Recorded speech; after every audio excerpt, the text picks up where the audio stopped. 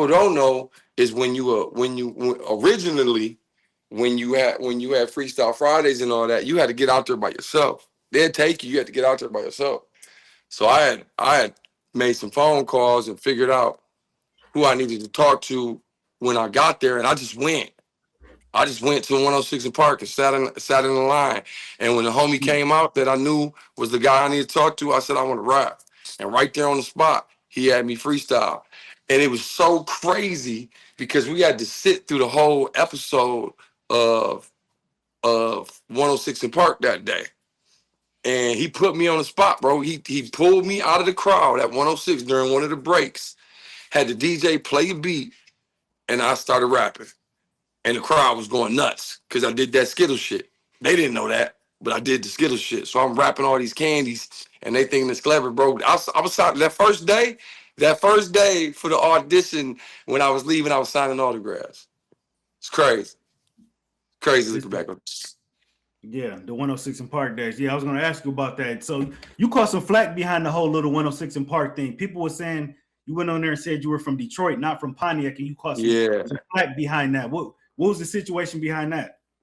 Well, the crazy. So that's a layered thing too, bro. So the thing is when I went out there, Proof had just died, and my whole existence as a rapper towards the nation was Detroit. It wasn't. Nobody knew what Pontiac was, who Pontiac was. I had already flown out of the state to do battles with other Detroit rappers representing Detroit as a part of a conglomerate of battle rappers. Shout out to Quest McCody, shout out to Marv One, Mo Dirty, Hostile, J Kid, which I don't even think J Kid rapping anymore. And the biggest shout out to Uncle P, because Uncle P put that together. Uncle P put that together with me where I was on a Detroit rap scene for real. The radio shit wasn't nothing. I watched a couple Pontiac niggas calling in there trying to, hate on me or whatever. And it's been like that. It's been like that. And, when I was young, it kind of really affected me emotionally. You know what I mean? Is that like, it was before I ever did that niggas was hating. You feel me? But so when I went out there, I'm in this world of Detroit rappers. So I'm rubbing elbows with Proof and, D12 and them, Obi Trice and what's the nigga name? I can't think of his name right now. He made the beat for 50 Cent. What the fuck is his name? You know what I'm talking about.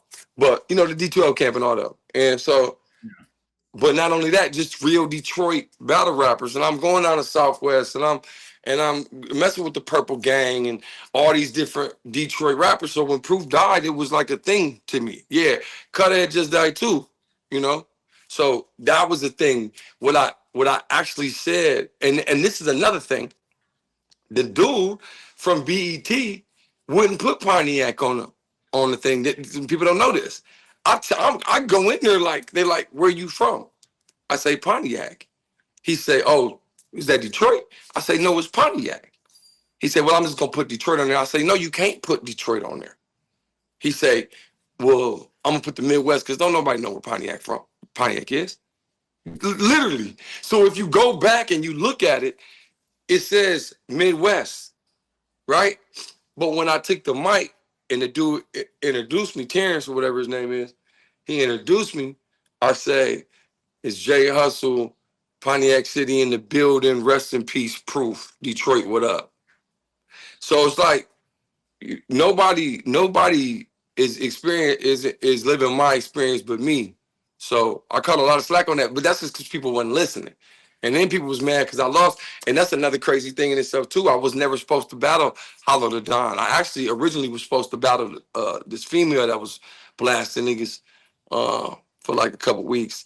And then somebody took her spot. And so I was on the phone with BT for like maybe 3 weeks before I actually went out there to do it. Remind me who you are, son. Yeah, it's Hollow. Gotta say RIP to Hope, the legend and the age, man. That's real talk. All right.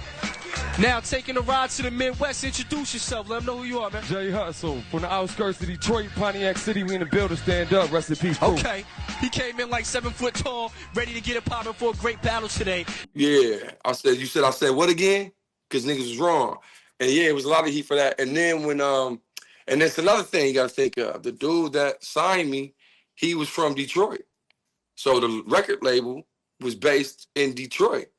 So when we doing the rollout for the album, and this was the craziest shit to me too, is that I know 100 dudes in Pontiac that have walked around with that Michigan hat on with the 313 on it. It wasn't no 248 hats. You know what I mean? We didn't have nothing fly like that going on. 5950 wasn't doing that for 248.